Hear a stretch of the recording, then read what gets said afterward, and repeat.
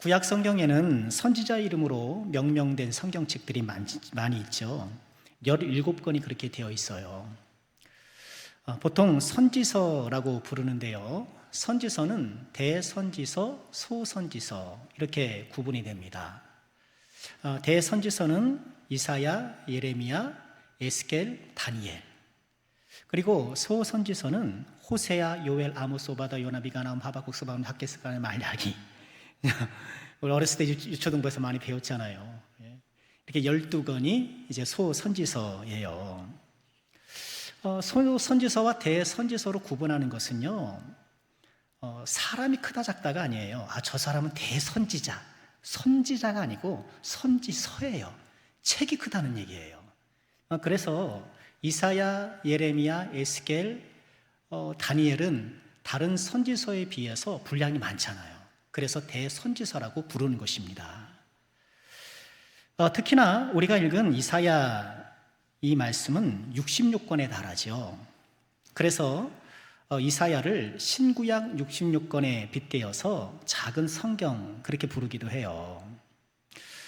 하지만 단지 66이라는 숫자가 일치해서 그렇게 부르는 것은 아니고요.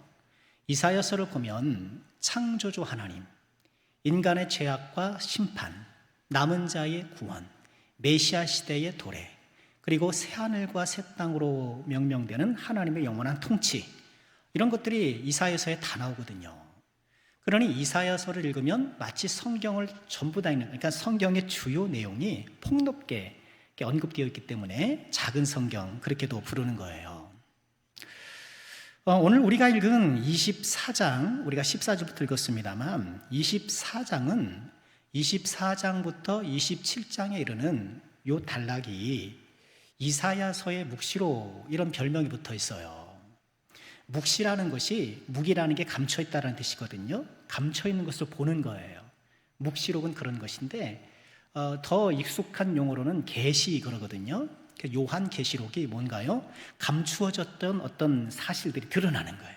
물론 하나님의 모든 말씀이 계시기도 하지만 이 묵시록이라는 것은요, 이제 감추어진 하나님의 구원 계획이 어떻게 펼쳐지는가, 그것을 드러내는 그런 말씀이에요. 자, 오늘 이 24장을 이해하려면 지금까지 이사야서의 내용을 좀 간략하게 볼 필요가 있는데요. 1장부터 12장까지는 유다와 예루살렘의 심판, 남은 자 구원, 큼지막하게 잘해주셨네요. 메시아 왕국, 이런 내용들이 1장부터 12장까지 있고요. 그리고 13장부터 23장까지는 유다 주변의 나라들, 우리로 치면 일본도 있고 중국도 있고 저 북한도 있고 뭐 이렇게 주변 나라들이 있잖아요. 그런 것처럼 유다 주변 열방에 대한 하나님의 심판, 그리고 심판 속에서도 일부 회복의 말씀, 그런 것들이 언급되어 있고요. 그리고 24장으로 시작되는 이 이사야 묵시록의 별명이 붙은 이 단락은요, 이렇게 개별 나라뿐만 아니라 온 땅과 모든 악한 권세에 임할 하나님의 심판, 그리고 하나님의 세계 통치, 이것을 우리에게 말씀해 주고 있어요. 하나님께서 어떤 특정 나라나 이런 열방들만 심판하는 것이 아니라 유다를 비롯해 그 주변 나라, 나아가 온 세상을 하나님께서 심판하신다라는, 그리고 그 이후에 하나님의 통치가 임한다라는 그런 메시지를 전해주고 있어요. 우리가 읽지는 않았습니다만 앞선 1절부터 13절까지는 이런 하나님의 심판에 대해서 우리가 알아야 될 아주 중요한 사항들이 포함이 되어 있어요. 간략하게 3가지만 살펴볼 것인데요. 먼저는 공의로운 심판이에요. 하나님의 심판이 공의롭게 펼쳐질 것이다. 24장 1절에 보면 보라, 여호와께서 땅을 공허하게 하시며, 여러분 공허하면 어떤 상황이 생각나나요? 창세기에 보면 창조 전에 땅이 혼돈하고 공허하며, 그러니까 창조 이전에 무질서한 상태, 공허잖아요. 이 공허라는 단어가 그 무질서를 떠올리게 해요. 그리고 황폐하게 하시며 지면을 뒤엎으시고 그 주민을 흩으신다. 흩으신다는 것은 바벨탑 사건에서 하나님께 도전했던 사람이 흩으셨잖아요. 그러니 공허라는 단어, 흩으신다라는 이 단어가 이제 하나님의 심판을 상징적으로 보여주는 그런 표현들이에요.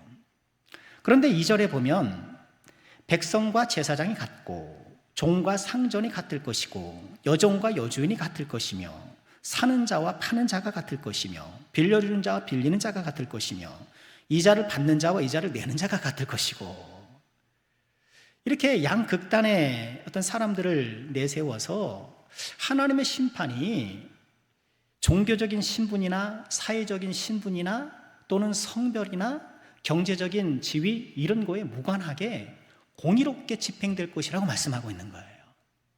하나님의 심판에 있어서는 백성이나 제사장이나 똑같다는 거예요. 목사나 평신도나 똑같다는 거예요. 하나님께서 우리를 심판하실 때 목사라고 뭘 봐주는 것이 아니고 어떤 직분자라고 그것을 감안하신 것이 아니고 그런 인간적인 조건과 무관하게 그 사람의 행동을 달아보시는 거예요. 하나님께서 우리를 구원해 주실 때 인간적인 어떤 조건이 영향을 끼치지 않잖아요. 그런 것처럼 하나님께서 우리를 심판하실 때도 인간적인 어떤 조건이 거기에 들어가는 게 아니에요. 하나님께서 행동을 달아보시고 하나님께서 그 믿음의 순종에 또 순수함을 보고 계시는 거예요. 그러나 그건 있어요. 많이 받은 자에게는 많이 달라고 할 것이고, 그렇죠? 많이 받은 자에게는 많이 달라고 할 거예요.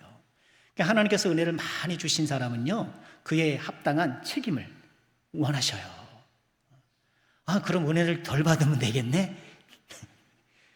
그건 하나님의 사람의 생각이 아니죠. 많이 받은 자에게는 많이 요구하실 것이 분명해요. 하나님의 심판은 공의롭다. 또한 심판의 근거가 제시되는데요, 범하고 어기고 깨뜨린 것이 하나님의 심판의 근거가 돼요. 5절 말씀에 이렇게 말씀을 해요. 우리 같이 한번 읽어볼까요? 시작. 땅이 또한 그 주민 아래서 더럽게 되었으니 이는 그들이 율법을 범하며 율례를 어기며 영원한 언약을 깨뜨렸습니다. 율법을 범했다. 율례를 어겼다. 그래서 그 결과 언약을 깨뜨렸다. 왜 심판을 받는가?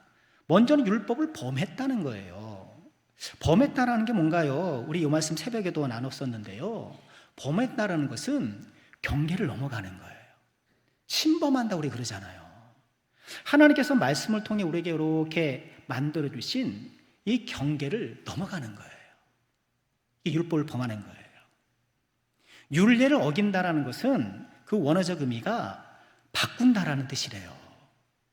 그러니 하나님의 말씀을, 여러분 율법과 율례가 뭐가 다를까요? 율법은 하나님의 말씀이고 율례는 그 하나님의 말씀을 실제 적용했던, 말하자면 판례인 거예요. 적용인 거예요.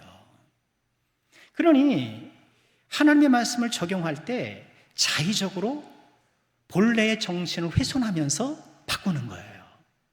하나님의 말씀은 내가 좀 힘들어도 내가 말씀에 맞춰야 되잖아요. 그렇죠? 하나님 말씀이 나를 맞춰야 되는데 내가 임의로 하나님 말씀을 나 편한 식으로 적용하려고 하는 거예요. 뭐 그런 구체적인 사례까지 여기서 같이 나누기는 좀 시간이 오래 걸리고요.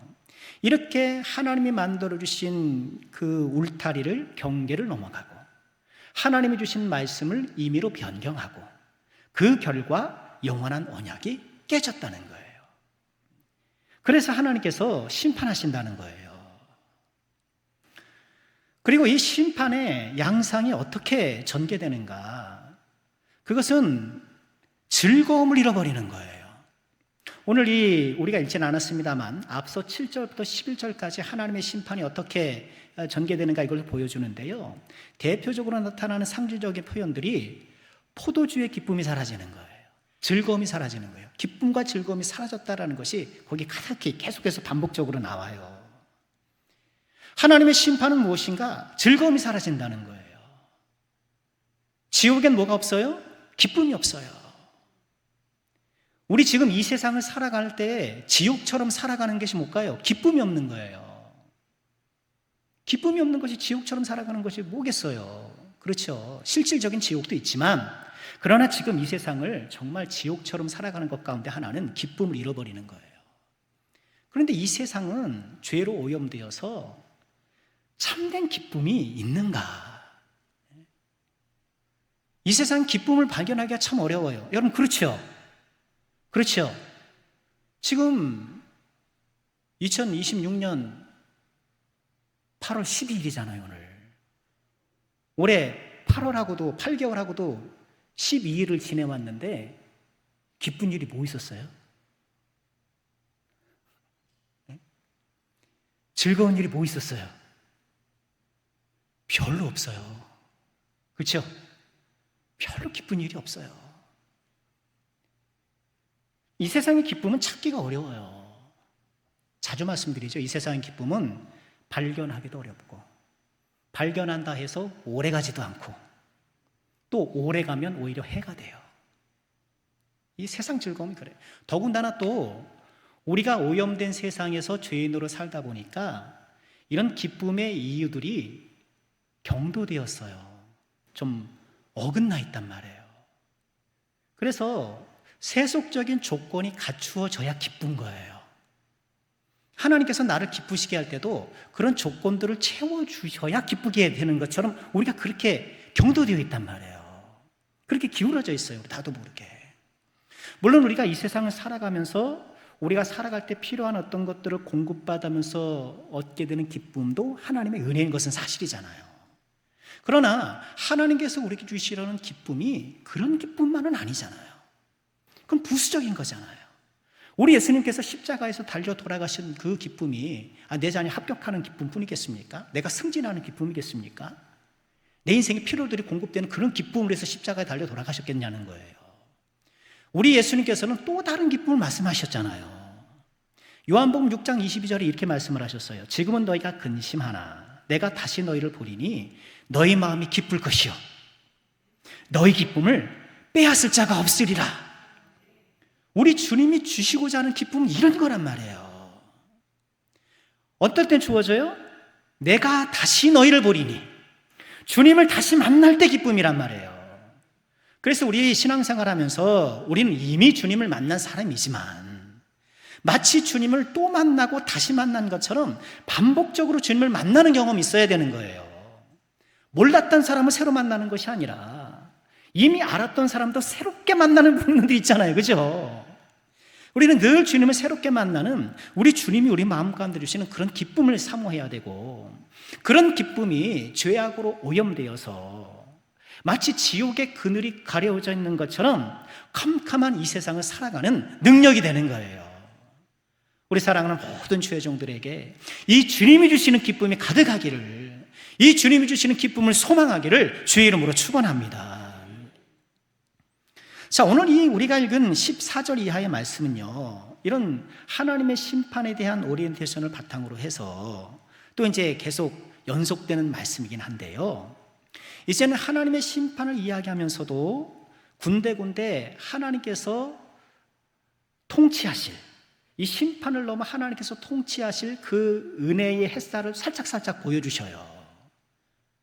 비유컨대 우리 암막 커튼 치잖아요. 집에서 암막 커튼 탁 치는데 어떻게 좀 부실하게 치면, 신경 안 쓰면 빛이 살짝 들어올 때가 있잖아요. 마치 그런 것처럼 하나님의 심판 일본도의 말씀 가운데에 회복의 말씀들이 살짝살짝 빛나고 있어요. 그런데 이건 역으로 말하면 하나님의 회복의 말씀이 살짝 빛나긴 하지만 아직은 어두운 심판이라는 거예요. 그래서 오늘 선지자는 하나님의 영광이 빛나는 것에 대해서도 말씀하지만 본인은 마음이 아프다라고 얘기를 해요. 왜? 아직 심판을 당해야 되는 그런 상황이기 때문에. 자, 오늘 말씀 먼저 전체적으로 볼까요? 14절에 이렇게 시작을 해요. 무리가 소리를 높여 부를 것이며 여호와의 위엄으로 말미암아 바다에서부터 크게 외치리니, 그러므로 너희가 동방에서 여호와를 영화롭게 하며 바다 모든 섬에서 이스라엘 하나님 여호와의 이름을 영화롭게 할 것이다. 땅 끝에서부터 노래하는 소리가 들릴 것이다. 즉 지금 하나님의 심판을 선포하고 있지만 그 중에 살짝살짝 암막 커튼 사이로 비치는 것이 뭐냐 하면 하나님의 통치가 임함을 통하여서 바다에서부터 노래하고 동방에서부터 노래하고 땅 끝에서도 노래하고, 이런 하나님을 노래하는 사람들이 나타날 것이라는 것을 우선 말씀하고 있는 거예요. 바다는 어딜까요?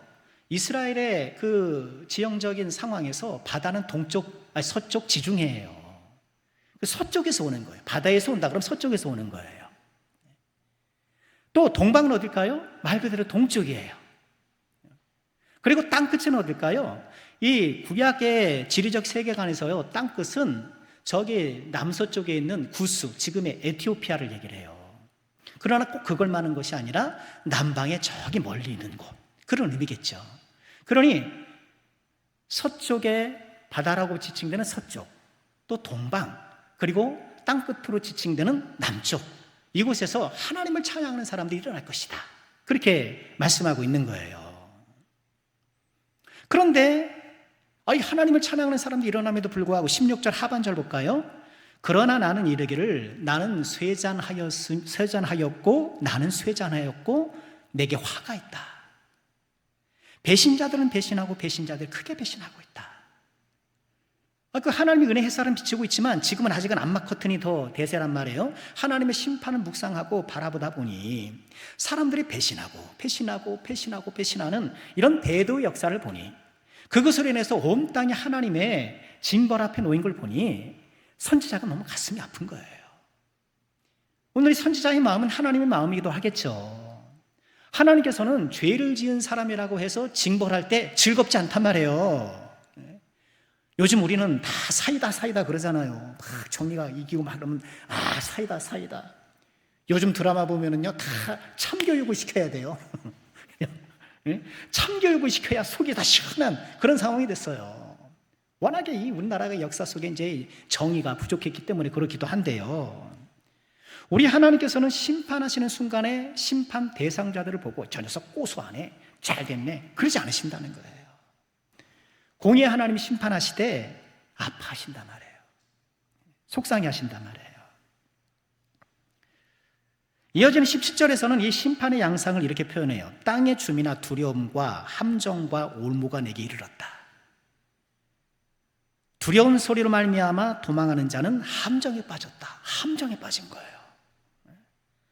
함정 속에서 올라오는 자는 올무에 걸린다. 어떻게 함정에서 벗어났는데 올무에 걸려요. 함정이나 올무는 다 사냥도구잖아요. 그리고 함정이나 올무는 갑작스럽다라는 특징이 있어요. 그렇죠? 함정이 있는 거 알면 빠지겠습니까? 올무가 있는 걸 빠지겠습니까? 갑자기 빠지는 거죠. 갑자기 탁 올무에 걸리는 것 아니겠어요? 이것처럼 하나님께서 임할 심판은요, 오늘 기도해 주신 권사님이 이렇게 여기 말세의 혼란함을 이야기하면서 주님 오실 때가 멀지 않았다고 했잖아요. 그렇잖아요. 주의 날은 뭐처럼 임해요? 도둑처럼 임한단 말이에요. 도둑이 경고하고 옵니까? 제가 몇 날 몇 시에 도둑질하러 갈 테니까 기다리시오. 그러고는 도둑이 어디 있습니까? 아무도 모르는 때 오는 것처럼 하나님의 심판이 그렇게 갑작스럽게 임할 것이라는 거예요. 19절이에요. 땅이 깨지고 깨지며 땅이 갈라지고 갈라지며 땅이 흔들리고 흔들리며.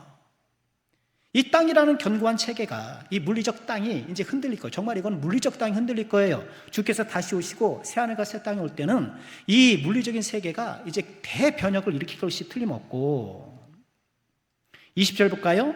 땅이 취한 자같이 비틀비틀하며 원두막과 같이 흔들린다. 이 땅이 취한 자처럼 흔들리고, 원두막, 요즘 원두막은 튼튼하게 되는지 모르겠습니다만 원두막은 임시 가건물이잖아요. 흔들린다는 거예요. 그 위에 죄악이 중함으로 떨어져서 다시는 일어나지 못하리라.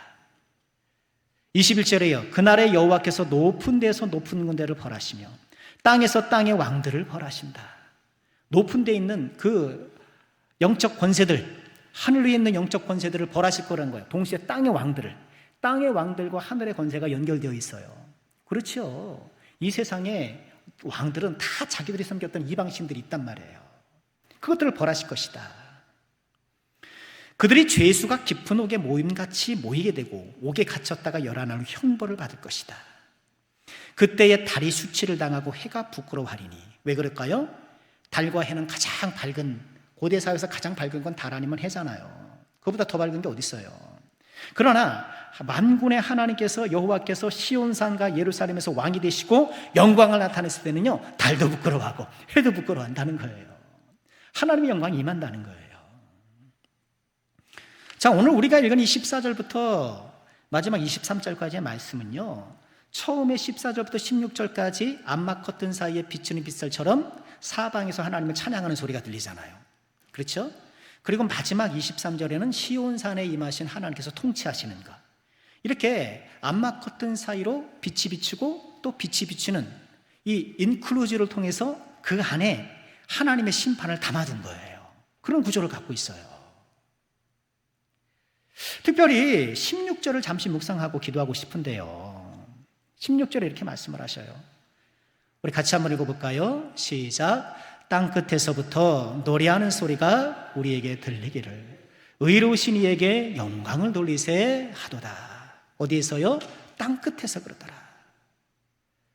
말씀드린 대로 여기서 말하는 땅끝은 바다는 서쪽, 동방은 동쪽, 그리고 이 땅끝은 남쪽을 이야기하는데 그저 방향적으로만 남쪽이 아니라 먼 곳이 땅끝이잖아요.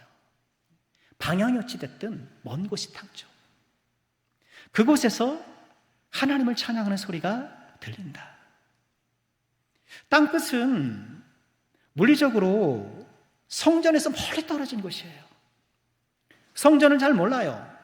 그런 율법도 잘 몰라요. 하나님도 잘 몰라요. 그렇게 멀리 떨어져 있는 곳인데 그런데 그곳에서부터 하나님을 찬양하는 소리가 일어난다. 이 사실을 통해서 우리가 두 가지로 확인하게 돼요. 첫 번째는 땅끝은 하나님의 시선이 향하는 곳이라는 거예요. 하나님께서 땅끝을 바라보셔요. 그래서 지금도 하나님은 계속해서 땅끝으로 복음을 전하셔요. 우리 대한민국이 땅끝 중에 땅끝 아니었습니까? 그렇죠? 정말 땅끝 중에 땅끝이었잖아요. 우리 복음이 들어온 지 이제 얼마나 됐습니까? 1800년대 이제 복음이 막 들어오기 시작했잖아요. 얼마나 그때 조선 후기 또는 구한말이 얼마나 어렵고 힘들었습니까? 얼마나 고통스럽고 그랬어요. 그런 땅에, 그런 땅끝 같은 이 조선에 하나님의 복음이 전해졌고 교회가 세워지고 그래서 지금껏 우리가 예수님 믿고 하나님의 자녀가 될 수 있었던 것이잖아요. 너무 귀하죠. 너무 감사하죠. 그 복음이 흘러 2000년이 지나 대한민국 군산까지 흘러와서 우리 남성교회가 이제 120년이 바라보잖아요. 내년이 120주년이거든요. 우린 다 그러려니 하죠. 120년 120년 120년 얼마나 귀한 건데요. 제가 어디 가서 우리 교회 120년 다 됐다면요 다 입이 딱 벌어져요. 놀래서 입을 딱 벌려요. 그렇게 오래됐냐고. 120년 동안 주님의 교회가 이처럼 계속해서 예배를 드릴 수 있었다는 것이 얼마나 하나님의 귀한 은혜예요. 제가 알기로 120년 동안 예배가 중단된 적이 없어요. 주일 예배가. 이렇게 하나님 앞에 우리가 예배할 수 있는 건 어떻게 가능했습니까? 땅끝에 시선을 두시는 하나님의 은혜 때문에 가능했던 거예요. 땅끝에 시선을 두신 하나님. 그러니 우리도 여전히 이 하나님의 마음으로 땅끝을 향해 우리 마음과 우리 기도를 향해야 돼요. 우리 교회가 선교사님을 파송하고, 여러분 이것도 놀랍니다. 우리 교회가 파송 선교사가 있다는 거 다 놀랍니다. 그렇죠? 단독 파송 선교사가 있는 교회예요. 우리 교회가 얼마나 대단한 교회인데요. 아멘이세요? 정말 그래요. 어떤 교회 가면 주교회 선교사님들 이름 쫙 후원 선교사님 쫙 적어놓잖아요. 쫙 있어요. 네? 죄송합니다. 한 달에 10만 원, 20만 원 보내드리는 거 그게 잘못됐다는 게 아니라 그렇게 화려하지만 우리 어떻게 해요? 하나 제대로 하고 있는 거 아닙니까? 또 우리 몇 군데 협력을 합니다만 우리는 땅끝에 시선을 두시는 이 하나님의 마음을 잃어버리면 안 돼요. 그래서 우리가 늘 선교사님에서 기도하고 또 우리가 선교사님을 위해서 물질로 후원하고 보내는 선교사가 되어서 이 사명을 우리가 지금 감당하고 있는 것인데, 자, 두 번째 우리가 묵상할 것은요, 땅끝은 하나님을 영화롭게 하는 곳이라는 거예요. 땅끝은 단지 지리적인 위치만은 아닐 거예요. 그렇죠. 시편 61편에도 이 땅끝이 등장하는데 그 말씀 보실까요? 하나님이여 나의 부르짖음을 들으시며 내 기도에 유의하소서. 다윗의 기도예요. 제가 부르짖습니다. 제 기도에 유의해 주세요. 내 마음이 약해질 때에 땅끝에서부터 주께 부르짖어오리니 나보다 높은 바위에 나를 인도하소서. 지금 다윗은 시편 61편에서 땅끝에서 주께 부르짖습니다 하면서 지금 본인의 상황이 땅끝이라는 거예요. 그럼 뭐 지금 어디 지금 다윗이 어디 지금 해남 가 있나? 땅끝만 가가지고 뭐 거기 아니잖아요. 지금 그의 상황이 땅끝 같은 상황이라는 거예요. 땅끝 같은 상황을 우리는 벼랑이라고 불러요. 벼랑의 상황에서 마음이 약해지고 있어요. 이 시편 61편의 다윗의 상황이 정확히 언제인지는 알 수 없으나 우리는 우리에게 주신 성경의 여러 정보들을 통해서 추정하기가 쉬워요. 우선은 그가 왕이 되기 전에 사울에게 얼마나 쫓겨다녔습니까? 사울에게 쫓겨다녔어요. 사울이 국가 권력을 총동원해서 요즘으로 치면 국정원, 무슨 국방부, 뭐 경찰, 검찰 싹 다 동원해서 이 다윗 죽이려고 하는 거예요. 다윗이 어디로 숨어요? 계속 쫓겨다니고 도망다니는 거 아닙니까? 하루하루 땅끝을 살았어요. 그런데 그 가운데서 하나님을 찾고 있는데, 그런데 오늘 61편의 이 말씀은요 왕이 된 후에인 것 같아요. 왜냐하면 그 말씀을 읽어보면 그 이어지는 6절에 이런 말씀이 있거든요. 주께서 왕에게 장수하게 하사 그의 나이가 여러 대에 미치게 하소서, 이런 표현이 있거든요. 왕이라는 단어가 등장해요. 그러니까 왕이 되기 전에 사울에게 쫓기면서 땅끝 인생을 살았지만 왕이 된 후에도 마찬가지였다는 거예요. 대표적인 사건이 뭔가요? 아들 압살롬에게 쫓겨났잖아요. 아들이 반역을 일으킨 거예요. 모든 백성들이 압살롬 최고, 압살롬 최고, 마음을 다 뺏어버린 거예요. 여론조사했더니 압살롬이 압도적으로 이긴 거예요. 그러더니 압살롬이 뭐 아버지 죽이려고 도망다닌 것 아닙니까?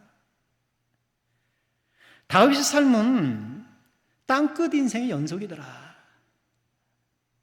어쩌면 우리도 다윗처럼 내가 원치 않는 땅끝에, 벼랑에, 궁지에 설 때가 있지 않은가? 그럼 궁지도 땅끝이잖아요. 궁지잖아요. 사람이나 상황에 부당한 공격 때문에. 그렇죠. 왜 나에게 이런 시련이 다가왔는지 원인을 알 수 없는 그 시련을 그저 내가 하루하루 견뎌내는데 내 인생 에너지를 거기다 쏟을 때가 있잖아요. 버텨내는 게 하루의 일과일 수가 있잖아요. 그 땅끝에서 어떻게든지 버텨내는 거. 그 벼랑 끝과 궁지의 상황에서 내가 하루를 견뎌내는 건 그것으로 감사해야 될 때가 있을 때가 있는 거 아니에요.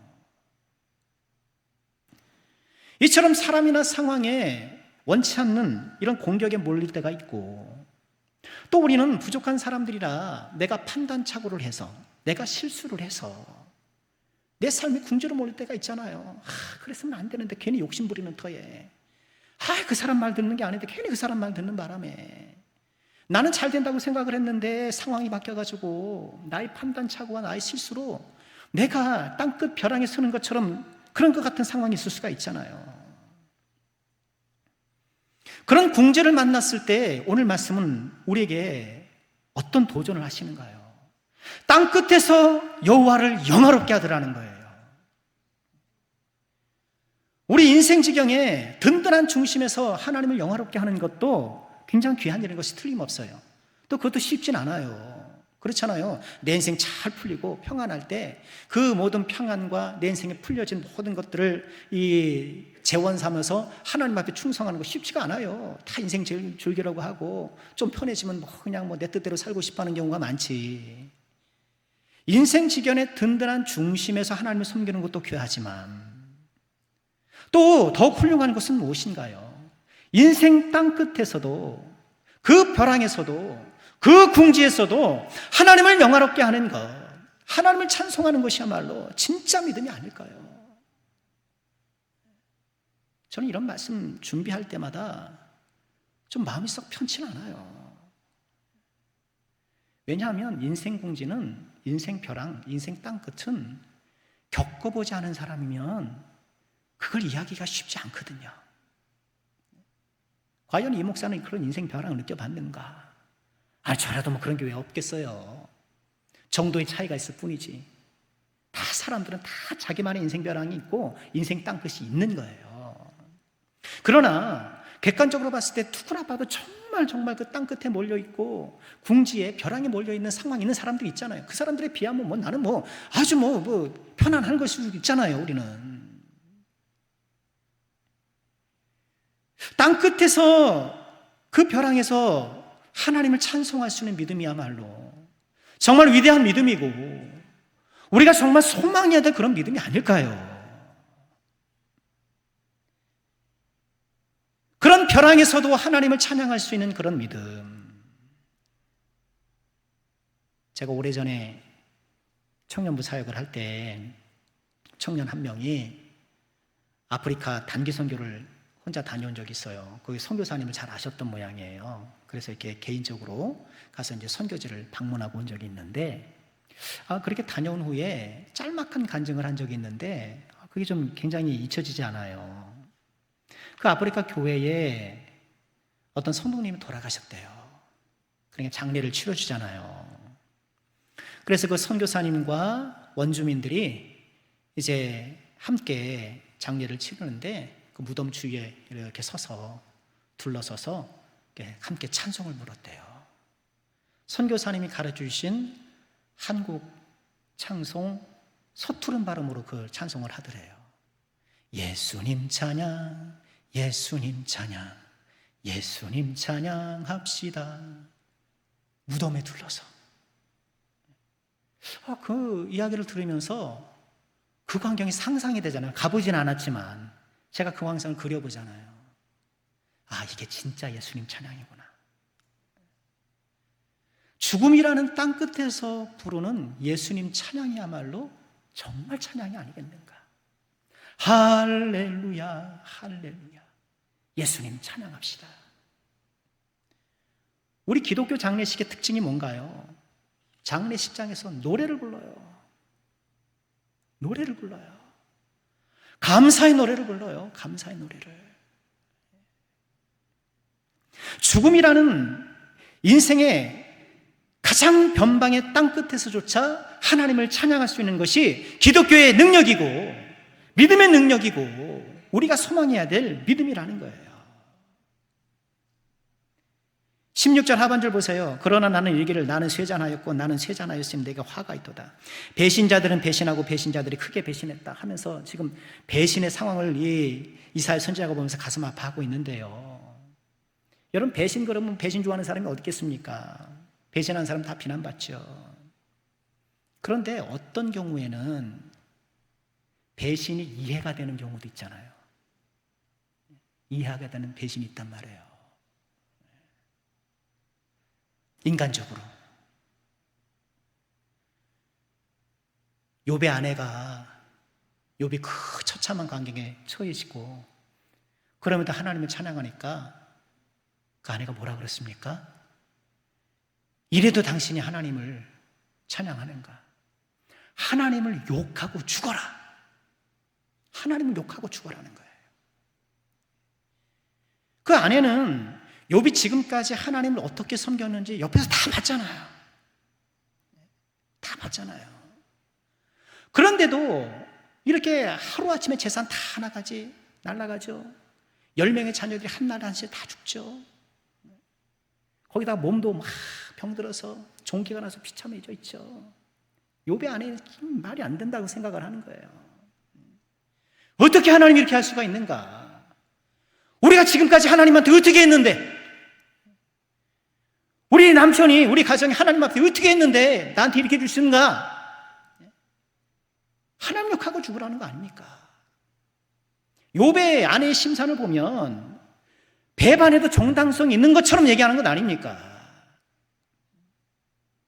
내가 인생 땅끝에 몰리고 하나님마저 침묵하는 것 같은 그 순간, 그 땅끝과 벼랑에 못 열던 그 순간에 내가 믿음으로 하나님께 찬양할 수 있는 것, 내 믿음을 하나님 앞에 보이고 하나님 앞에 믿음을 드러낼 수 있는 것, 여러분, 이거 정말 우리가 소망해야 될 그런 믿음이 아니겠습니까? 말씀 마칠게요. 살다 보면 땅끝에 몰릴 때가 있잖아요. 그때 우리가 다시 한번 주님을 찬양합시다. 다시 한번 우리 하나님의 실수하지 아니하신 하나님, 우리 하나님의 전능하신 손길을 우리가 기억하고 우리 하나님 끝까지 신뢰하시면서 땅 끝에서도 주님을 영화롭게 하는 그런 하나님의 신실한 백성이 되기를 우리 소망하고 훈련하고 기도하는 우리 모두가 되기를 주의 이름으로 축원합니다.